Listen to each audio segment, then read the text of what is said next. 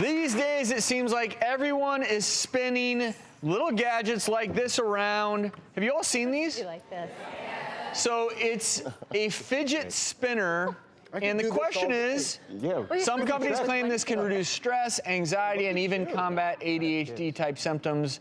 And I guess it's all about concentration. They're fun. No, but you're supposed to actually balance it. They're really These Oh, really? are all the rage at my kids' school. But what is the deal with ADHD? What do you guys think? Yeah. Well, a lot of people think that they're helpful for kids with ADHD and autism. Yeah, so here's the thing, guys. You know, there are 6.4 million kids out there with ADHD, right? There are not enough behavioral health individuals, doctors, psychologists, psychiatrists to fill that void. So families are desperate for anything. Yeah. So you see this thing that says, hey, buy this for your kid. It's going to help their ADHD. Somebody had a good business plan. Right. How much do these cost? Some of them are expensive. I think anywhere from like of them. $5 to $20. I've seen one for $50 on So Amazon. $10 is not insignificant. They get okay. fancy. But Yeah, you they know get what? fancy. My There's children, no- you need to have more than one. Right. Well, listen, there's no empirical studies, and I think it's because this is kind of a new thing, but there are some good things that are applicable, I think, especially for children who might have sensory difficulties, like children with autism. They tend to like tangible objects, and also repetitiveness tends to calm the brain, so that could be helpful for kids with ADHD, and really just everyone. I mean, we all like repetition to some degree, so I think it can be just sort of a fun kind of stress reliever. But again, we don't really know too much about actual scientific People that shake their leg all the time. Yes. Well, here, I'm glad you brought that up. I'm glad you brought that up. Should we let them fidget or should we?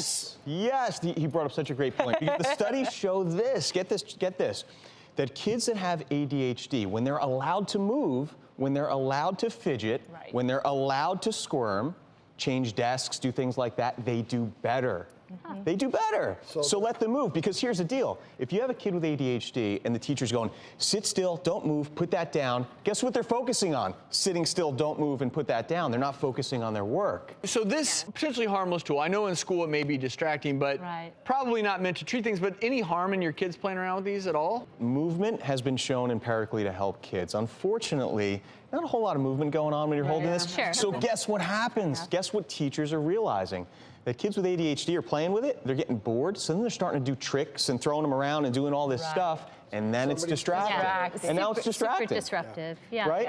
The things that do work, the putty, stress balls, things where they're actually physically moving, that has been shown to work. And may I say, putty, pretty cheap. Stress balls, pretty cheap. Portable, lightweight. Super fun. Super fun. I like it. I use breast implants. There you go. Very therapeutic.